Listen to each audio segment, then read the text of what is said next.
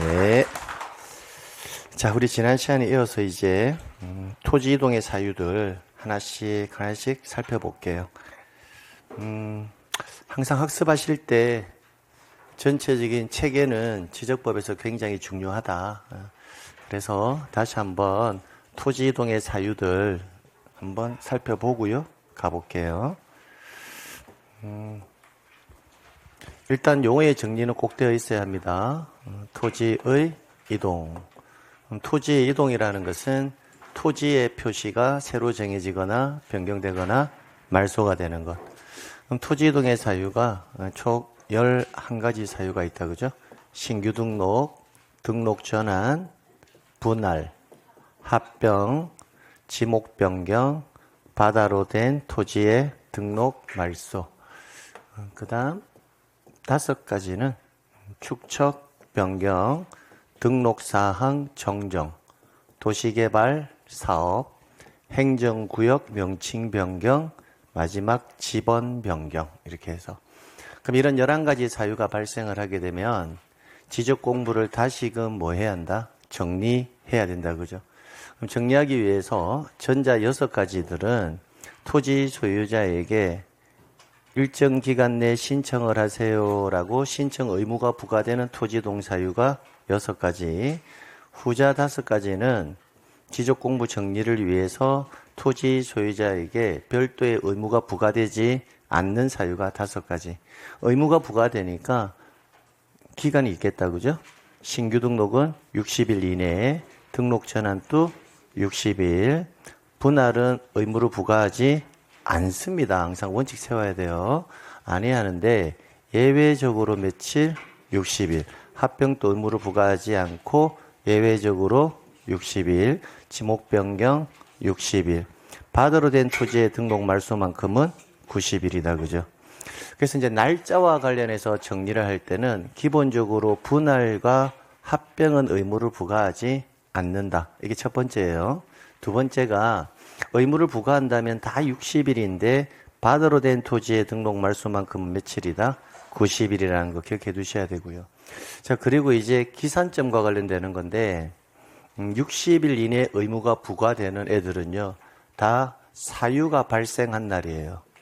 사유가 발생한 날로부터 60일인데 바다로 된 토지의 등록 말소는 토지 소유자가 통지를 받은 날로부터 며칠이다? 90일이라는 거.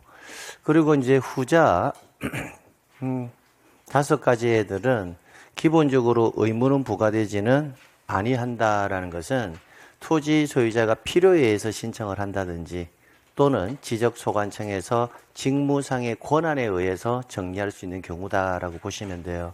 그래서 일단 11가지 사유들, 지난 시간에 우리가 어디까지 살펴봤다? 신규 등록 살펴봤고요.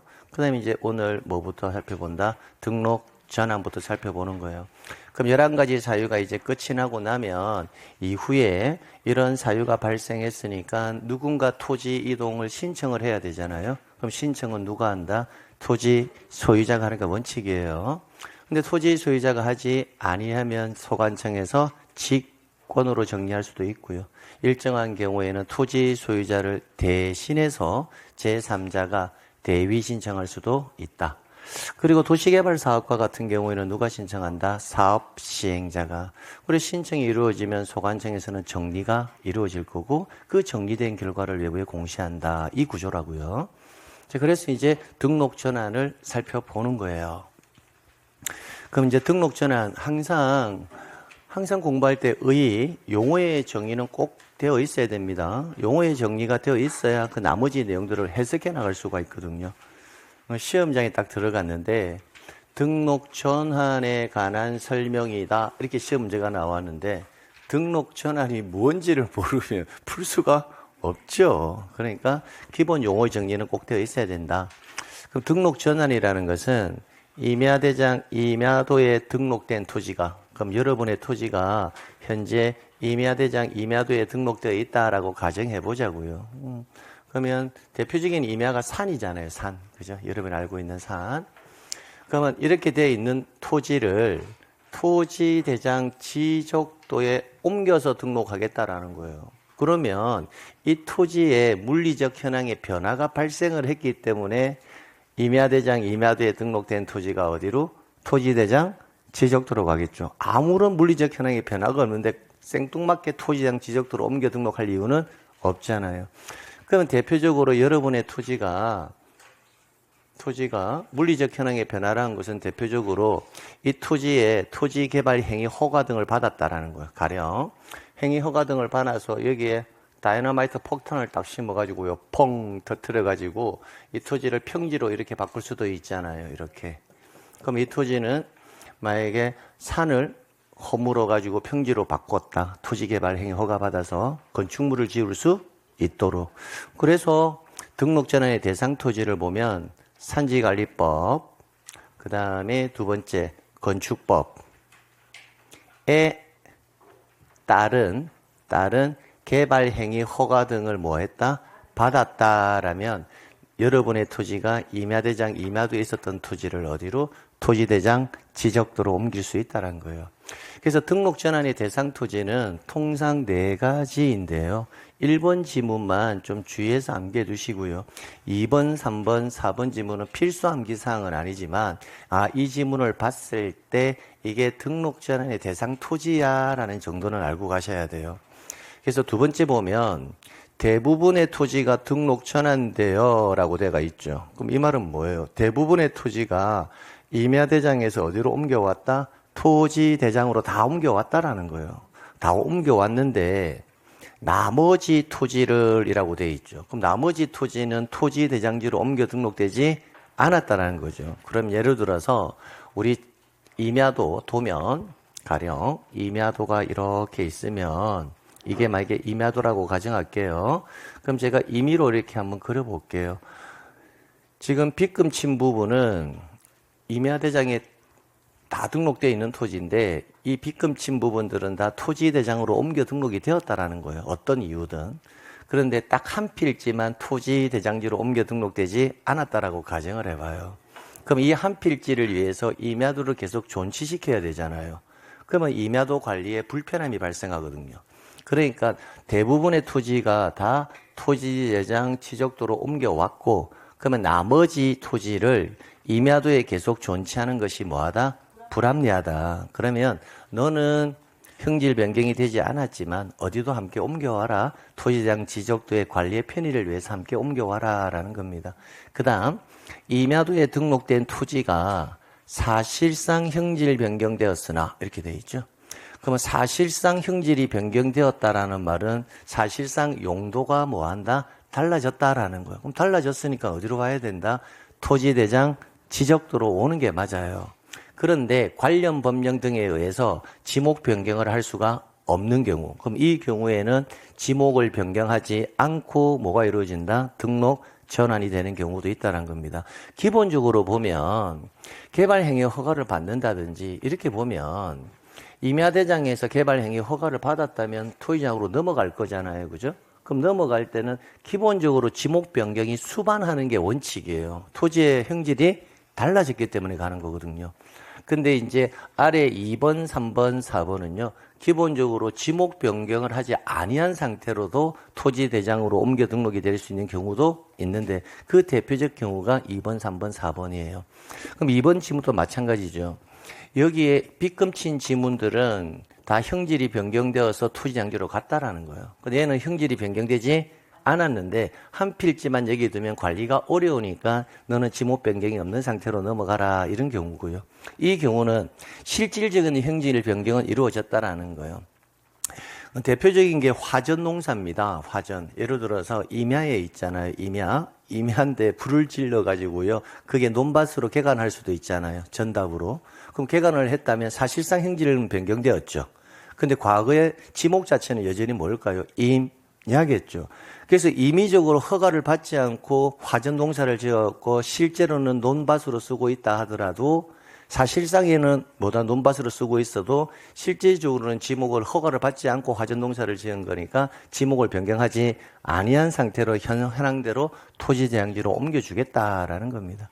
그 다음 도시군관리계획선에 의해서 토지를 뭐 하는 경우? 분할하는 경우. 역시 마찬가지예요. 자, 여기가 전부 다 임야예요. 전부 다 임야인데 이 중간에 도시관리계획선이 지나간다고요. 그럼 지나가면 이제 이 부분은 장차 도시관리계획선에 들어온 거니까 나중에 관리지역으로 바뀔 거라고요. 그러면 이때는 미리 토지대장 지적도로 옮겨가서 관리가 되어라라는 겁니다. 그래서 크게 비중이 있는 지문은 아니다. 그런데 지문을 읽어보고 이게 등록전환의 대상 토지야라는 정도는 알아야 되는데 한 가지는 좀 알고 가자. 왜? 임야대장 임야도에서 토지장 지적도로 옮겨올 때 원칙은 1번이거든요. 1항 원칙. 즉 산지관리법이나 건축법에 의해서 개발행위 허가를 받았다는 것은 이 토지는 용도 변경이 뭐가 된다? 수반이 되는 토지다라고 보시면 된다고요. 자, 그다음 여기에서 이제 여러분이 이제 기존에 알고 있던 논리를 조금 접근시켜야 되는데 여러분의 토지가 지금 임야도에 등록되어 있다고요. 그럼 이렇게 폭파시키고 나면 토지의 형질이 이렇게 바뀔 거잖아요. 그러면 여러분의 토지는 어디로 와야 돼요? 지적도로 와야 되죠. 그러면 임야도에서 지적도로 온다는 것은 임야도의 법정 축척은 통상 6,000분의 1의 축척을 쓰고요. 통상. 지적도의 축척은 통상 1,200분의 1의 축척을 쓰거든요. 그러면 저 축척에서 뭐로 오고 있다? 고축척으로 오고 있죠. 그럼 경계의 정밀도는 뭐 한다? 높아지죠. 경계의 정밀도가 높아진다는 것은 경계의 오차가 적어진다는 거죠. 그럼 면적을 산출할 때도 오차가 적어지겠죠. 그럼 결론은 뭐냐면 6,000분의 1인 축척에서 몇 분의 몇? 1,200분의 1인 축척으로 일반적으로 옮겨올 거니까 다시 측량을 해야 된다, 안 해야 된다? 해야 된다. 그럼 다시 측량하면 경계의 정밀도는 뭐 한다? 높아진다. 그러면 기존의 면적은 임야도에서 산출한 면적이 임야대장에 등록되어 있을 거고요. 그럼 다시 측량을 해서 토지대장의 면적을 등록해 줘야 될 거잖아요. 그러면 기존 면적하고 등록전환 측량을 해서 나온 면적값은 틀림없이 미세하게나마 차이가 발생할 것인데 그럼 그 면적에 대해서는 법에서 정하고 있는 오차 허용 범위 이내일 수도 있고 오차 허용 범위를 뭐 할 수도 있다? 초과할 수도 있을 거라는 거예요. 그래서 항상 등록전환에서의 정답의 결정 요소는 뭐냐면 면적에 있는 거예요. 면적. 신청인 보시게 되면 사유가 있는 날로부터 며칠 이내? 60일 이내에 자, 제출 서면은 그냥 한번 읽어보시면 되고요. 당연히 토지의 형질 변경 등의 공사가 준공되었음을 증명하는 서류를 제출해야 되는 것은 당연할 거고요. 왜? 토지의 용도가 달라졌으니까 옮기는 거니까. 당의 서류의 원본을 지적소관청에서 뭐한다? 관리할 경우에는 누구의 확인? 지적소관청의 확인으로서 서류 제출에 가름할 수 있다. 그럼 이 지문은 뭐냐면 일정한 서류, 이러한 서류들을 소관청에서 이미 관리를 하고 있다는 겁니다. 그럼 굳이 제출할 필요는 없고 소관청 니네들이 확인하면 되잖아. 그 얘기를 합니다. 자, 됐고요. 자, 그 다음에 이제 처리 절차. 자, 첫 번째 반드시 뭘 해야 한다? 지적 측량을 해야 되겠죠. 그럼 지적 측량을 하고 나면 이때 하는 지적 측량을 등록 전환 측량이라고 한다고요. 그죠? 그러면 등록 전환을 측량을 하고 나면 등록 전환 측량 성과, 결과물이 나오겠죠. 그죠? 그럼 그 결과물을 토대로 토지 대장과 지적도에 토지의 표시 사항을 새로이 등록해야 한다는 거예요. 그럼 이때 토지 대장에 등록해야 될 면적은 등록 전환 측량 결과에 의해야 되지 기존 임야대장의 면적을 그대로 등록하면 된다, 안 된다? 안 된다라는 거예요. 그러니까 이런 지문들은 이제 암기처럼 느껴져야 될 게 아니라 당연하게 그렇게 될 수밖에 없구나 이렇게 느껴지는 게 좋아요. 근데 선생님 저는 아직까지 그 논리적 흐름을 잘 잡지 못해서 좀 그러네요. 하시는 분은 일단 뭐부터 한다? 선암기부터 하는 거예요. 측량을 했으니까 측량의 결과물을 등록해야 되지 기존 면적을 등록하면 안 되는구나. 기존 면적을 등록할 것 같으면 굳이 측량을 할 필요가 없잖아. 뭐 이런 식으로도 논리를 전개해서 해석하셔도 괜찮아요. 그 다음에 그럼 임야대장의 기존 면적하고 등록 전환될 면적이 차이가 발생할 거라는 거예요. 그럼 차이가 법에서 규정된 허용 범위 뭐라면 이내라면 그냥 등록 전환될 면적. 여기서 등록 전환될 면적. 등록 전환될 면적. 이 면적이 뭐예요? 등록 전환 측량을 해서 나온 면적이 등록 전환될 면적이에요. 그럼 그 면적을 결정 면적으로 해서 등록해버리면 된다는 거예요. 그럼 등록을 하고 기존 임야대장, 임야도는 폐쇄시켜버리면 돼요. 자, 그런데 허용 범위를 뭐 할 때? 초과할 때 항상 이 지문을 가지고 출제인이 정답으로 만든다고요. 등록 전환은 나오면 항상 얘가 정답이에요.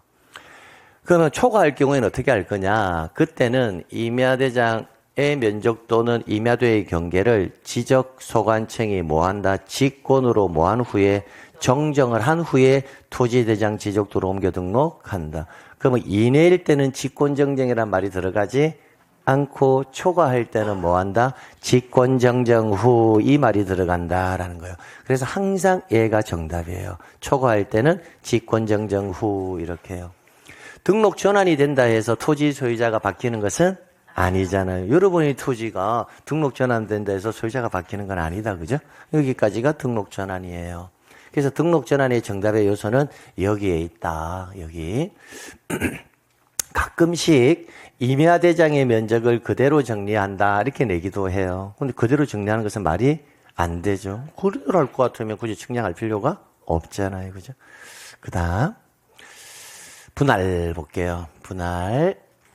자, 분할의 이제 용어의 개념. 분할은 1필지를 2필지 이상으로 나누어 등록하는 것을 분할이라 한다. 일반적으로 우리 토지동의 사유 중 11가지 중에서요. 가장 빈번하게 일어나는 게 분할과 합병이에요, 실제. 분할보다는 합병이 더 자주 일어나고요. 지적소관청의 입장에서는 토지를 필지수를 많이 관리하는 게 좋을까요? 적게 관리하는 게 좋을까요? 적게. 그럼 합병 100필지를 한 필지로 합치면 지적공부가 100장이 있다가 한 필지로 합쳐버리면 지적공부가 몇 장이 돼요? 한 장이 되죠. 그러니까 합병은요. 소관청에서 굉장히 수월하게 여러분들이 할 수 있어요. 소관청의 입장에서는 관리가 더 편해지니까. 근데 토지를 쪼개면 쪼갤수록 소관청의 입장에서는 관리가 어려워요, 쉬워요? 어렵죠. 관리할 수 있는 필지 수가 늘어나잖아요. 그래서 분할과 같은 경우에는 관련된 법률 규정들이 굉장히 많아요. 그래서 분할을 할 때는 상당히 어려워요. 자, 그래서 1필지를 2필지 이상으로 나누어 등록하는 것을 분할이라 하는 거고, 그럼 생각을 해보는 거예요. 자, 토지를 분할은 내 토지가 있어요. 국가가 수험생 여러분들 왜 토지를 한 필지로 가지고 있나요? 지금부터 5필지로 나누어 가지세요. 라고 60일 이내 신청하세요. 라고 의무를 부과할 수 있습니까? 없죠. 그래서 분할은 애초부터 의무가 부과되지 않는다고. 근데 내가 필요하다면, 내가 만약 한 필지 토지를 일부만 매매하고 싶다. 그럼 내가 필요하다면 뭐해라? 분할을 하는 것이지 국가가 강제할 수 있는 것은 아니다라는 겁니다. 자, 가볼게요. 자, 소유권 이전 매매. 소유권 이전 매매 등을 위해서 뭐한 경우? 필요한 경우에 분할을 할 수 있다는 겁니다. 그럼 소유권 이전 매매 등을 위해서 필요한 경우라면 언제일까? 토지 일부를 뭐한다?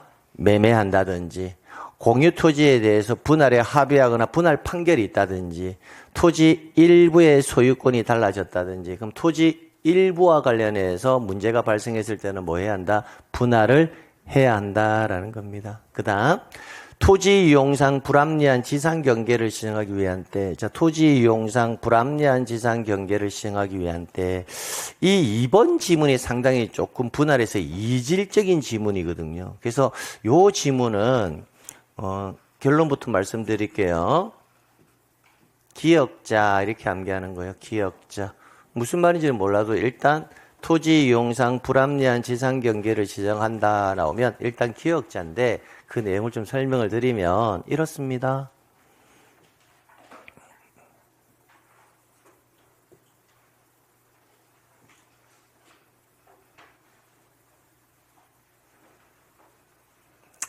이 정도면 괜찮겠나? 조금 더 가야 되겠네.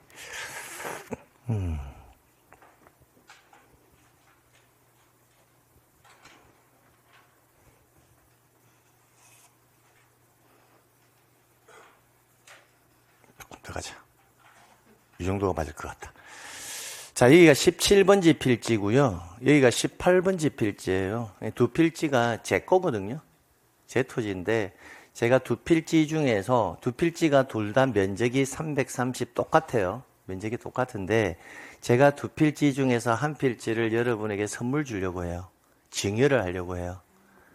받고 싶은 토지는 17번지예요? 18번지예요? 18번지죠. 왜? 토지가 이용상 이쁘게 생겼잖아요. 그죠?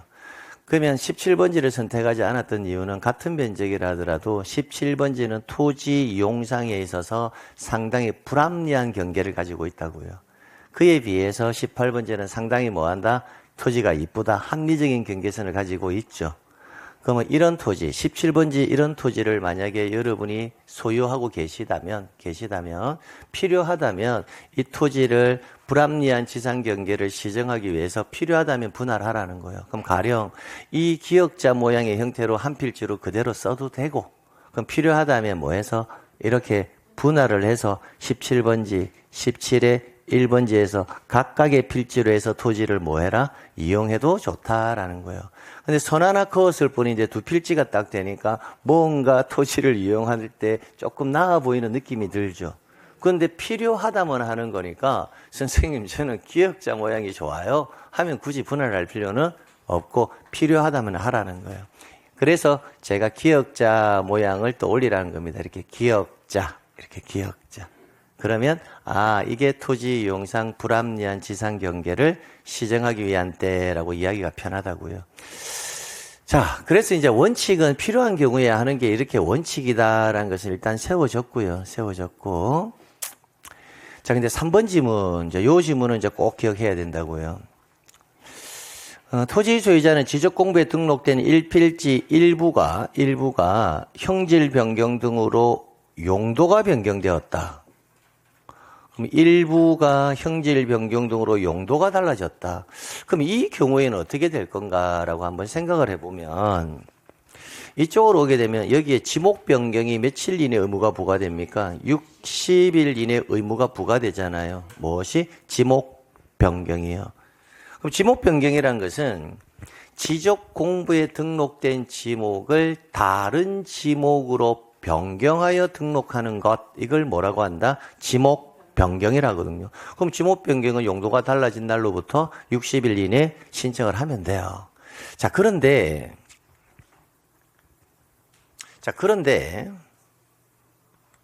이런 경우가 생길 수도 있잖아요. 이런 경우가.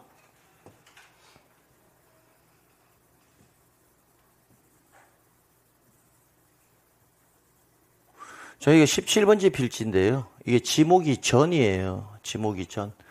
물을 상시적으로 이용하지 아니하고 식물을 재배하는 토지. 그죠?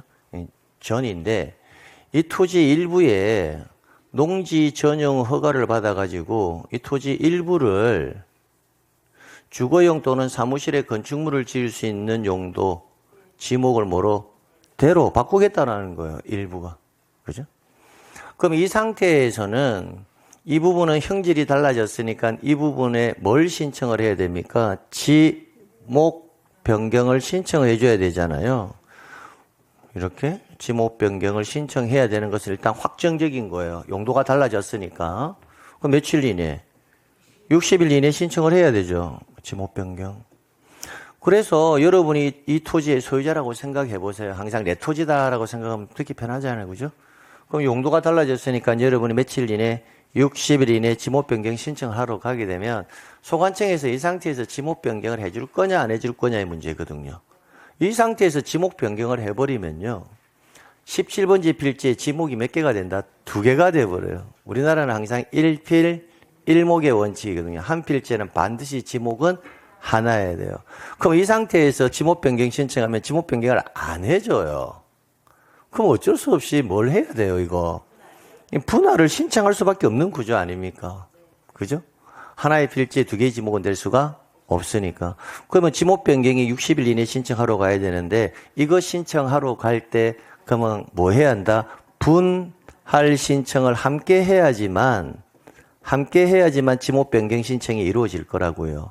그러니까 지목 변경이 며칠이니까 60이니까 어쩔 수 없이 분할도 며칠 60일 이내 의무를 부과할 수밖에 없는 경우라고요. 그래서 두 개의 신청을 어떻게 해야 한다? 동시에 신청할 수밖에 없는 구조라고요. 이렇게. 그러니까 정리를 해보면 일부가 형질 변경 등으로 뭐다? 용도가 다르게 된 때에는 며칠 60일 이내에 분할 신청을 하여야 한다. 그래서 암기할 때는 일용이 이렇게 암기해라고요. 일용이 누군지 아시죠? 전원일기에 나오잖아요. 김수미 씨 아들로 나왔잖아요. 김수미 씨 세상 버리셨죠? 그죠? 아유, 살아있나요? 고인이 된 거 아닌가요? 그렇죠. 예. 갑자기 돌아가셨잖아요. 예. 며칠 전에 송대관 씨도 돌아가셨더만요. 예. 그렇죠.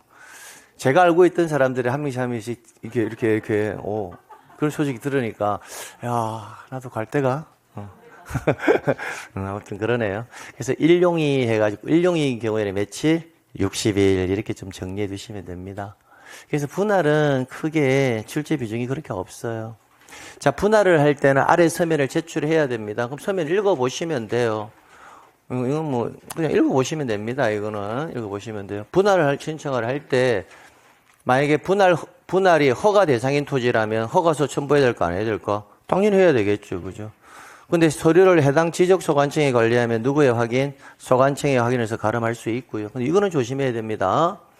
자, 분할 신청할 때 지목 변경 신청서를 제출한다. 이렇게 하면 안 돼요. 분할은 지목 변경과 아무런 관련이 없습니다. 제가 말씀드리는 것은 어떤 지문이든 항상 원칙적으로 생각해야 돼요. 본문 단서 조항이 없는 한. 그러면 분할은 필요한 경우에 하는 거니까 지목 변경을 굳이 제출할 필요는 없다고요. 근데 설문에서 반드시 일필지, 일부가 형질 변경 등으로 용도가 다르게 되어 분할 신청할 경우에 한한다라고 되어 있잖아요. 그러니까 일용이가 나오면 뭐 한다? 지목 변경 신청서를 함께 제출한다. 이렇게 공부를 해야 되지. 분할할 때 지목 변경 신청서를 제출한다. 이렇게 공부하시면 안 돼요. 그래서 항상 어떤 법을 공부하더라도 항상 원칙은 아닌데 예외인 경우에 그렇다. 이렇게 암기를 해야 되지. 분할할 때 지목 변경 신청서 제출한다. 이렇게 암기해버리면 나중에 원칙과 예외가 흔들려버리면 공부하기 상당히 어려워져요. 그다음 분할은 당연히 측량할까요? 안 할까요? 당연히 해야 되죠. 반드시 지적 측량을 실시해야 되는 게 당연한 거고요. 자, 분할에 의해서 지목이 변경이 되나요? 안 되죠. 토지 분할한 데서 지목이 달라지는 것은 아니잖아요. 전인 토지를 분할한다 해서 지목이 달라지는 것은 아니죠. 자, 다만은 이제 본문 단수 조항이잖아요. 예외, 그죠? 일부가 용도가 달라져서 분할을 할 때는 뭐 해라? 새로운 지목을 등록한다. 그럼 이것도 원칙이 아니라 뭐다? 예외에 해당하겠네요. 자, 그 다음에 이제 면적의 등록인데요. 면적. 자, 면적은 분할 측량 후 새로이 측정된 면적으로 등록하여야 하면 이게 키워드예요. 분할 측량을 했죠. 측량을 하면 면적도 새롭게 결정해야 되거든요. 이쪽으로 볼게요. 우리의 면적은 어디에서 산출한다고 했다? 도면상에서 면적을 산출한다고 했죠. 그 면적을 측정할 건지 측정하지 아니할 건지의 문제는 도면에 경계선을 그리면 뭐 해야 한다? 면적 측정해야 한다고요. 경계선 그렸다? 면적 측정한다. 이 논리거든요. 그럼 경계선을 그리려면 뭐 해야 한다? 측량해야 되고. 그려서 측량을 해서 면적 등록하면 면적 측정도 해야 한다. 이건 당연한 수순이라고요. 그러면 분할과 같은 경우도 마찬가지겠죠. 한번 볼게요. 자, 17번지 필지가 이렇게 있어요. 이렇게. 근데 이 토지를 만약에 분할을 이렇게 했다라고 가정을 해봐요. 그럼 분할을 하게 되면 이렇게 될 거거든요. 17, 17에 1 이렇게요. 그러면 17번지 면적 측정 다시 해야 될 것이고 17의 1번지 필지 면적도 다시 측정해야 될 거라고요. 그래서 면적은 분할 측량 후 새로이 측정된 면적으로 등록한다고요. 새로 측정해서. 근데 여기에서 이제 주의해야 될 게 그러면 17번지에 측정한 면적과 17의 1번지 필지에서 측정한 면적이 나오면 그 면적을 합산해 볼 거라고요. 합산해 보면 기존 면적하고 같아야 돼요? 달라야 돼요? 같아야 되죠. 근데 다시 측량해서 면적을 산출하다 보니까 합산 면적이 미세하게 차이가 발생할 수도 있을 거라는 거예요. 도면상에서 면적을 측정하다 보니까. 그래서 면적의 결정은 분할 전의 면적과 증감이 없도록 뭐 해야 한다? 결정해야 한다. 분할 전 면적과 분할 후 합산 면적은 증감이 없도록 결정을 해야 되는데, 만약에 분할 전후 면적에 증감이 있다면 그 오차가 허용 범위 이내인 경우에는 그 오차를 분할 후 각 필지 면적에 따라 나누고 그 오차를 분할 후 각 필지 면적에 따라 나누고 그 면적의 비율대로 나누라는 거예요. 그걸 우리는 줄여서 뭐 한다? 안분한다라는 표현을 쓰는 거예요. 비율에 따라서 면적을 나누는 것을 뭐 한다? 안분한다라고 쓰는 거고요. 오차가 허용 범위를 뭐 한다? 초과한다. 초과한다라는 것은 뭔가 오류가 있다라는 거예요. 초과해서는 안 되거든요. 전 면적과 후 합산 면적은 거의 흡사해야 되는데 그게 오차가 초과되어 버리면 뭔가 잘못되었다라는 거예요. 그래서 그때는 지적공부상의 면적 또는 경계를 다시 측량을 해서 뭐 해라? 정정을 하라는 거예요. 그래서 분할에서 면적과 관련해서는 이내인 경우에는 뭐 한다? 안분. 초과하는 경우에 있어서는 정정. 이렇게 해서 정리를 해두시면 됩니다. 자, 그 다음에 토지 소유자는 당연히 소유자가 달라지는 것은 아니니까요. 신경 쓸 필요가 없고요. 자, 그 다음에 심화학습 파트에서 이 지문은 우리가 경계에서 이미 제가 확인한 지문이기 때문에 추가 설명을 하지는 않겠습니다. 2번과 같은 경우에는 분할에 따른 지상 경계의 결정, 이거는 뭐예요? 이렇게 건축물이 있다면 건축물을 걸쳐서 분할하면 된다, 안 된다? 안 되는데 예외적인 경우에는 뭐다? 가능하다. 그 가능한 경우가 팡, 공, 도 이렇게 해서 경계 파트에서 이미 확인을 했기 때문에 굳이 부가 설명을 하지 않습니다. 팡, 공, 도 이렇게 해서 정리해 주시면 되고요. 자, 그 다음, 그래서 분할은 뭐 크게 지금 제 근래 거의 한 10년 동안 시험 문제 안 나오고 있습니다. 나올 만한 게 없잖아요, 사실. 그럼 합병인데요. 합병이 올해 나왔죠. 합병은 작년에도 제가 강의할 때 그랬거든요. 토지동사유, 실제 이 토지동사유 이 6가지 중에서요, 시험 문제가 빵 문제에서 한 문제 나오거든요. 안 나오는 경우도 많다라는 거예요. 지금 분할까지 살펴봤는데, 뭔가 섹터 하나에 특이할 만한, 지문 5개 이상을 풍부하게 만들 만한 지문이 거의 없다는 것을 알 수 있잖아요. 그래서 출제는 그렇게 비중 있게 출제를 안 해요. 그래서 항상 신규 등록에서는 키워드는 등기부가 존재하지 않는다. 그 정도고요. 등록 전환에 있어서는 용어의 개념. 나의 토지가 임야대장, 임야도에 등록되어 있었다가 어디로? 토지대장 지적 들어오게 되면 다시 측량해야 되고 면적의 차이가 발생할 것이고 그 면적은 어떻게 정리할 거니? 이 정도가 정답의 결정 요소고요. 분할에서는 더더욱 특이점이 없어요. 그래서 분할은 원칙과 예외만 정확하게 가져가시면 돼요. 원칙은 분할은 필요에 의해서 하는 건데 일용이인 경우라면 며칠? 60일의 의무가 부과된다. 그 정도. 자, 그 다음에 이제 합병이거든요. 근데 제가 작년에 강의할 때도 그랬거든요. 항상 똑같죠, 빵 문제에서 몇 문제? 한 문제인데, 굳이 나온다면 합병이 등기법하고 연관되는 게 있기 때문에 합병에서 나올 개연성이 상당히 뭐하다? 높다라고 말씀드렸고, 합병에서 안 나오면 뭐한다? 바다로 된 토지의 등록, 말소가 주체가 좀 정리할 게 있어서 나올 개연성이 높다. 근데 작년에 그렇게 수업했는데 합병이 나와버렸잖아요.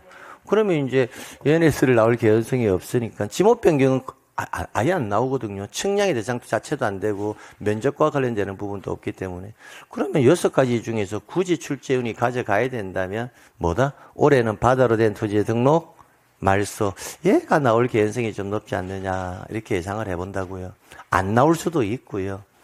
근데 이제 또 출제인이 얘도 지문이 있잖아요. 딱 5개밖에 없거든요. 그러다 보니까 뭘 내지 출제인이 항상 고민을 할 거예요. 없거든요. 없으니까 아마 이 6가지를요, 통합형의 형태로 내는 경우가 가끔씩 있었어요. 어떻게 물어보냐면, 토지 이동 절차에 관한 설명이다. 이렇게 해가지고 내면 이 6가지를 한 개 지문씩 만들어서 낼 수도 있잖아요. 그래서 키워드가 되는 문장들만 몇 가지 가볍게 좀 암기하고 가시면 될 것 같아요. 근데 합병은 뭐 작년에 나왔지만 그래도 등기법하고도 좀 연관되니까 좀 정리하셔야 됩니다. 합병이라 하면 두 필지 이상의 토지를 한 필지로 합하여 등록하는 것을 말한다. 합병은 봐봐요.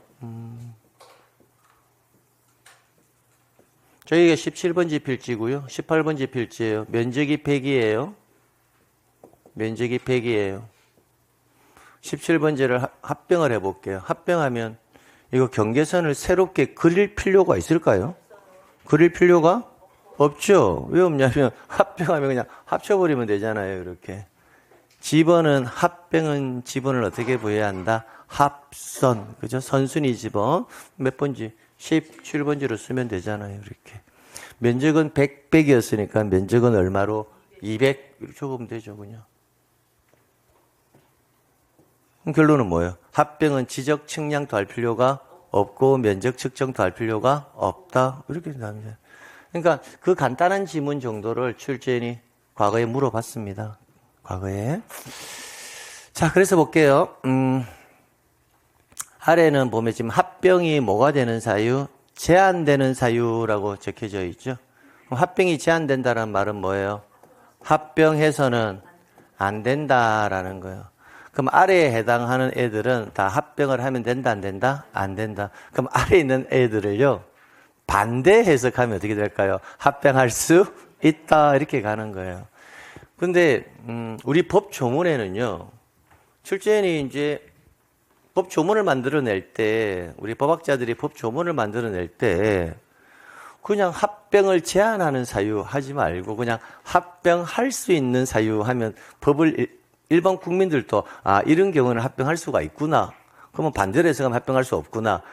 똑같은 말인데도 이게 더 편하지. 합병을 할 수가 없는 사유를 법으로 규정해놨고 반대 해석해서 합병할 수 있는 사유. 같은 표현이지만 실제로는 합병을 할 수 있는 경우의 사유를 들어놓는 게 법을 이해하기가 더 편하거든요. 근데 이 부분은 거꾸로 해놨어요. 이게 거꾸로 해놓은 이유가 있어요. 여기 보게 되면 합병을 하기 위해서는 필지의 성립 요건을 갖춰야 한다. 필지의 성립 요건이라고 되어 있잖아요. 이게 뭐다? 1필지의 성립 요건이거든요. 합병은 최종적으로 몇 필지가 되는 거죠? 1필지, 한 필지가 되는 거잖아요. 그러니까 1필지의 성립 요건은 한 필지가 될 수 있는 성립 요건이죠. 달리 말하면 합병을 할 수 있는 요건이다라고 똑같은 거예요. 그러니까 법조문에 1필지의 성립 요건이 합병의 성립 요건이 되어버려요. 그러니까 합병 파트에서는 뭐다? 합병을 할 수 있는 요건 하면 1필지의 성립 요건하고 뭐하다? 똑같잖아요. 합병은 최종적으로 몇 필지로 하는 거니까? 한 필지로 하는 거니까. 그래서 합병에서는 합병을 할 수가 없는 요건으로 구성해놨다라는 거예요.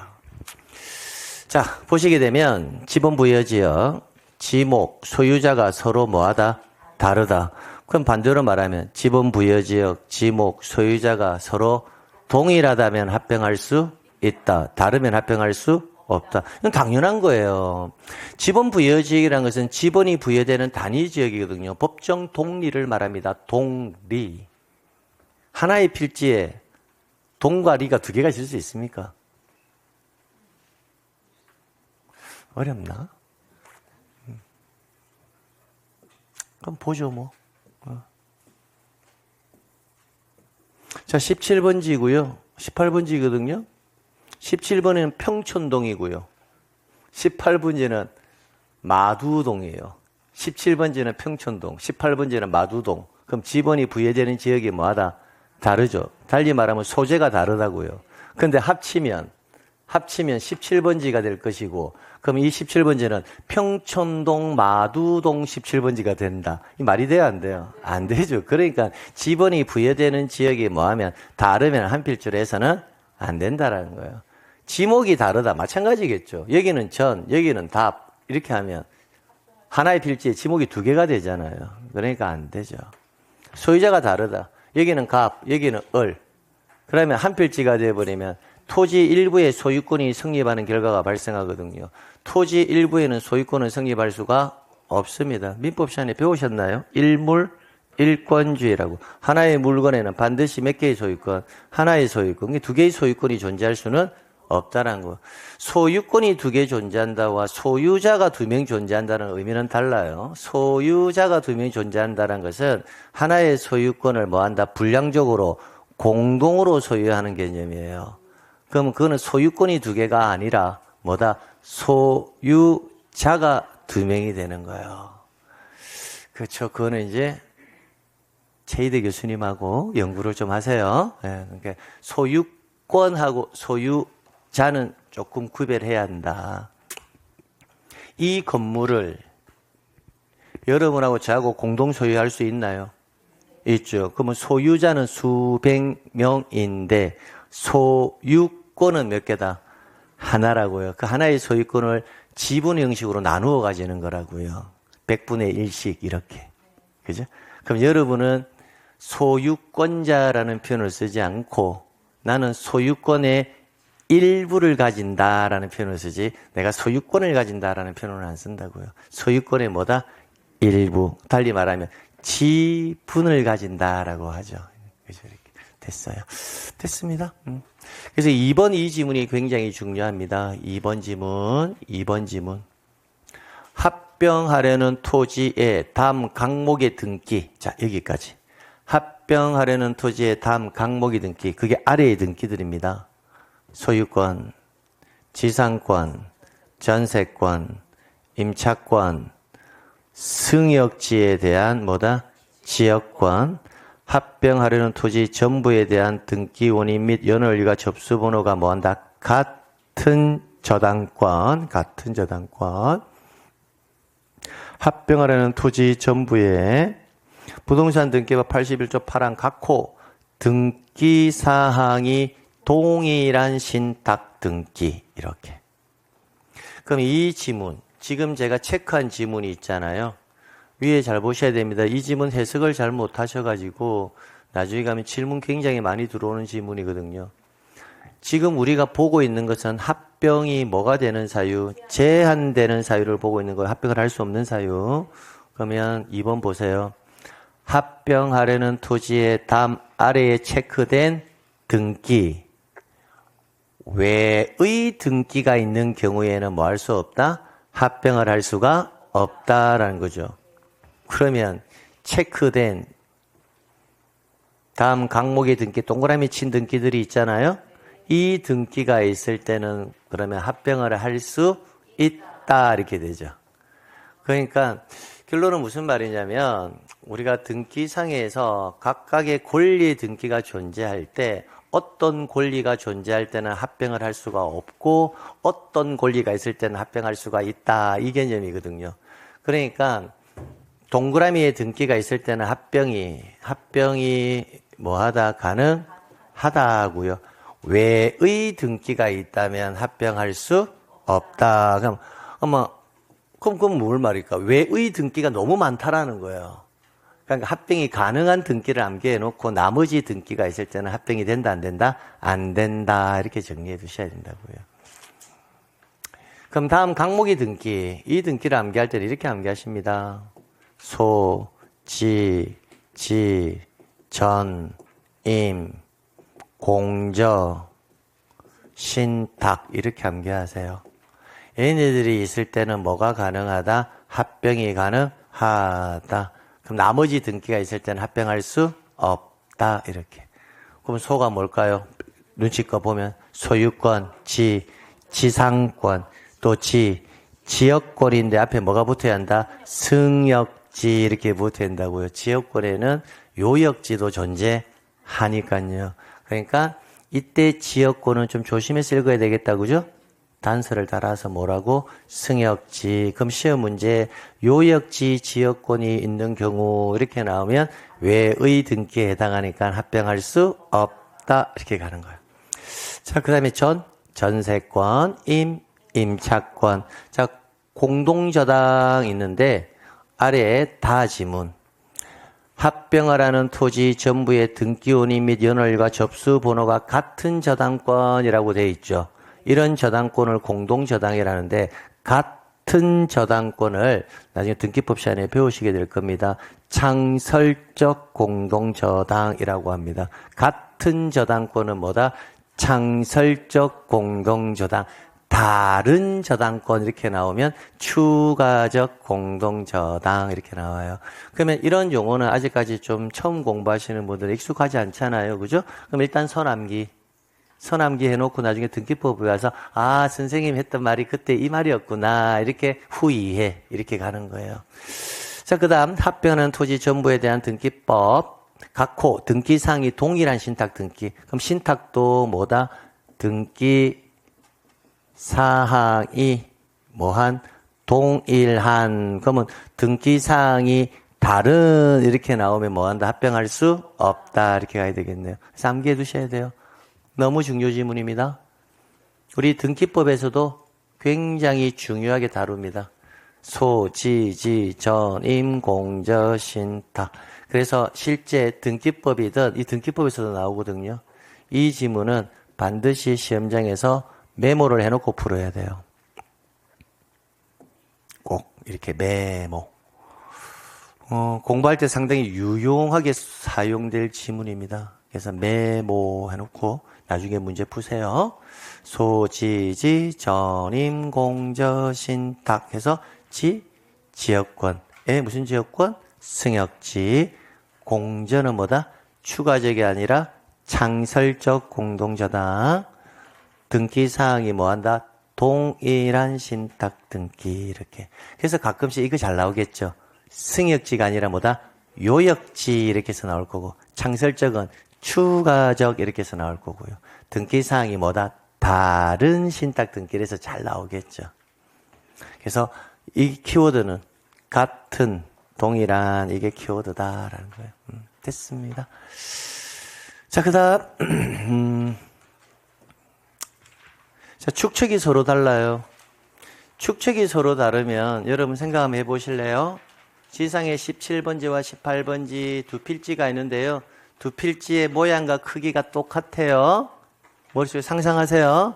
똑같은데 17번지는 만약에 500분의 1인 축척.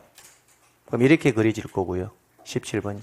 18번지는 6000분의 1인 축척. 이렇게 그려지겠죠. 그죠? 그럼 도면상에서 축척이 다를 합병해버리면 실제 토지의 형상과 도면상의 현황이 달라져 버리잖아요. 그러니까 축척이 서로 뭐하면 다르면 합병할 수 없다라는 겁니다. 그럼 필지가 서로 연접하여 있지 않다. 한 필지와 필지가 연접되어 있어야 토지를 붙일 건데 저 멀리 떨어져 있으면 합병을 할 수가 없다라는 거죠. 그다음에 등기된 토지와 등기되지 아니한 토지. 자, 하나는 등기되어 있고요. 17번지는 등기되어 있고 18번지는 등기가 안 돼 있어요. 그러면 이 두 필지를 한 필지로 정리가 돼요, 안 돼요? 안 되죠. 하나는 돼 있고 하나는 안 돼 있으니까 둘 다 등기부가 만들어져 있어야 정리를 할 건데 하나는 돼 있고 하나는 등기부가 안 만들어져 있다면 등기부 정리를 할 수가 없죠. 그래서 등기 여부가 다를 때 합병할 수가 없다라는 겁니다. 자, 6번 지문. 이거 가끔씩 뭐 물어보긴 하는데 이것까지 볼게요. 지목은 같으나 그럼 지목은 같으면 합병이 돼요, 안 돼요? 금방 배운 것처럼 하면 지목이 같으면 합병이 가능하죠? 가능하다고요. 그러니까 조심해야 된다고요. 보시라고요.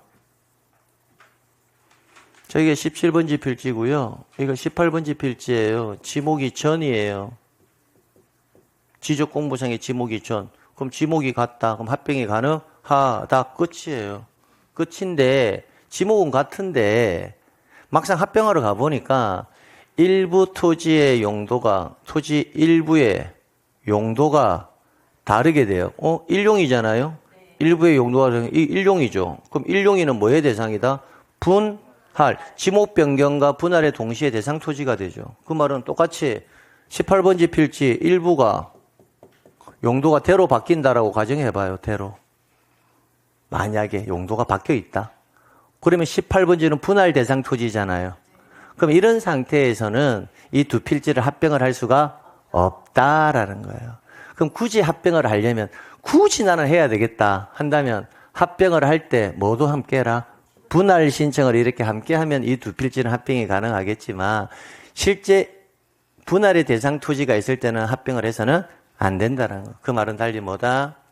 합병이라는 것은 실제 지적 공부상의 지목도 같아야 되지만 실제 토지가 사용되는 용도도 뭐 해야 한다? 같아야 합병이 가능하다라는 거예요. 그 다음 그래서 분할 대상 토지가 있다면 합병을 할 수 없는데 다만 합병 신청과 동시에 용도에 따라 분할 신청할 경우에는 제외한다. 그럼 그때는 뭐가 가능하다? 합병이 가능하다. 그렇게 해석하시면 되고요. 자, 소유자는 같은데 지분이 달라요. 그럼 지분이 다르면 지분 정리가 안 되잖아요. 둘 다 공유자가 똑같이 지분이 똑같으면 똑같이 지분 정리를 할 수가 있는데 자, 여러분이 2분의 1, 저도 2분의 1. 옆에 토지도 여러분의 2분의 1, 저도 2분의 1. 그럼 지분 정리가 딱딱 2분의 1씩 되잖아요. 그죠? 근데 서로 공유자는 같은데 지분이 다르다면 지분 정리를 할 수가 없거든요. 그래서 합병이 안 되는 거예요. 그 다음에, 자, 소유자의 주소가 뭐하다? 다르다고요. 합병을 하게 되면 한 필지가 되거든요. 한 필지가 된다고요. 그럼 17번째 소유자 상용이 18번째 소유자도 상용인데 17번째는 주소지가 A동으로 되어 있고 18번째는 B동으로 되어 있으면 소관청에서는 소유자를 주소지를 상용인은 A동과 B동에 동시에 거주합니다. 이렇게 정리할까요? 아니면 정리를 할 수가 없을까요? 정리가 안 된다는 거예요. 주소가 다르니까. 주소지가 두 군데가 있을 수가 없죠. 우리는 대한민국의 주민등록법에 의해서 전입신고하는 주소지는 딱 하나거든요. 주소지와 거소지는 따로 있을지 몰라도 주소지는 반드시 뭐다? 하나여야 돼요. 주민등록법상. 그래서 주소지가 서로 다르면 합병할 수 없다. 근데 뒤에 단서 조항이 있긴 있지만 단서 조항까지 굳이 여러분이 가져갈 필요는 없어요. 가져갈 필요는 없어요. 자, 그 다음에 합병하려는 토지가 구획정리, 경지정리, 축적 변경을 시행하고 있는 지역의 토지와 밖의 토지. 자, 축적 변경을 시행하고 있는 지역의 토지와 밖의 토지. 그럼 축적이 같을까 다를까? 수행하고 있는 축적 변경을 하는 지역의 토지하고 축적 변경을 하지 않는 지역의 토지는 축적이 다르겠죠. 그러니까 합병을 할 수 없다. 그러니까 이 지문 자체 1번부터 9번까지 나오는 지문 자체를 가지고 출제인이 통상 정답 만들어낸다고요. 근데 처음 공부하시는 분들은 처음에 보면 조금 어렵다라는 느낌이 가질 수도 있는데 그렇게 스트레스 받지 마시고요. 열심히 하려 하지 마시고 열심히 하긴 해야 되죠. 하긴 해야 되는데 제가 말씀드리고 싶은 것은 1번부터 있잖아요. 9번까지 시간이 지나면 자연스럽게 습득이 돼요. 당연한 거예요. 이게 지금은 뭔가 암기될 것처럼 느껴지거든요. 근데 시간이 지나면 당연히 이런 거는 합병이 안 되지. 지목이 다른데 어떻게 합병이 돼? 소유자가 다른데 어떻게 합병이 돼? 토지가 떨어져 있는데 어떻게 합병이 돼? 이렇게 당연하게 느껴지는 시점이 와요. 근데 당연하게 느껴지지 않는 내용이 2번이라고요. 그러니까 이런 것을 암기할 때는 2번 지문을 암기하라고요. 소지지, 전임, 공저, 신탁 이렇게 해서 정확하게 얘네들이 있을 때는 합병이 가능하다. 나머지가 있을 때는 합병할 수 없다. 근데 이거는 메모해놓고 풀어놓은 이유가 나중에 등기법에서도 굉장히 유용하게 사용될 겁니다. 자, 됐고요. 자, 그 다음 이제 합병의 일반적인 내용 볼게요. 합병, 여러분 토지를 두 필지 가지고 있어요. 국가가 여러분 보고 왜 토지를 두 필지로 가지고 있나요? 지금부터 한 필지로 가지고 있으세요라고 의무 부과할 수 있나요? 없죠. 아니 내가 내 토지를 두 필지로 가지고 있던 다섯 필지로 가지고 있던 그는 토지 소유자 마음이지 국가가 강제할 사항은 아니라고요. 그러니까 합병도 뭐한다? 의무를 부과하지 않는다고요. 그런데 예외적으로 주택법에 의한 공동주택 부지와 도로부터 채용용지 등의 토지인 때는 며칠 이내 60일 이내 의무를 부과한다라고요.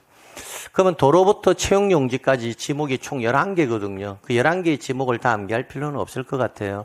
대부분이 공공용, 대부분이 공공용의 지목이다라는 것을 알 수 있습니다. 공익적 목적으로 사용되는 지목 다 그런 건 아닌데 대부분이 도로라든지 하천, 제방, 국어 그냥 사적인 목적이라기보다는 공익적 목적이 좀 강하잖아요. 그죠? 대부분 11개 지목이 공공용의 지목인 경우에 있어서는 가능한 한 필지로 만들어서 관리하겠다는 겁니다. 즉, 자, 주택법에 의한 공동주택 부지 대표적으로 한번 설명을 드려보면 아파트 부지 생각해 보세요. 여러분이 만약에 아파트 시행사라고 생각해 보세요. 아파트 공사를 하는 시행사라고 생각하면 일단 토지를 매입하겠죠. 그죠? 토지를. 그러면 500필지를 매입했어요. 그럼 500필지인 상태에서 아파트 사업을 시행하는 게 사업 시행자 입장에서는 편할까요? 아니면 그냥 한 필지로 합쳐가지고 사업하는 게 편할까요? 두 말하면 잔소리죠. 그러니까 주택법에 의한 공동주택 부지인 경우라면 굳이 국가가 그 토지 소유자에게 의무를 부과하지 아니해도요. 토지 소유자가 알아서 한 필지를 합칠 거예요. 자, 그런데 국가의 입장에서는 60일 이내 가능한 당신들 우리가 의무를 부과하지 않아도 할 거잖아. 근데 지적 공부를 가능한 500필지로 관리하는 것보다 국가 입장에서 몇 필지로? 한 필지로 관리하는 게 편하니 가능한 며칠 이내 60일 이내 와서 신청해 달라라는 의미의 신청 의무의 부과라고요. 그래서 주택법에 의한 공동주택 부지와 공공용의 지목과 같은 경우에 있어서는 며칠 이내 60일 이내 의무가 부과된다. 이렇게 정리해 두시라고요. 됐습니다. 자, 당연히 합병은 면적 측정이나 지적 측량을 할 필요는 없다라는 것은 앞서서 설명드렸고요. 이 간단한 지문이지만 잘 물어봅니다. 기억해 두셔야 돼요. 자, 그 다음 이제 지목 변경인데요. 지목 변경은 볼 거 없어요. 그냥 읽어보고 넘어갈게요. 조금 쉬었다가 지목 변경 보도록 할게요. 네.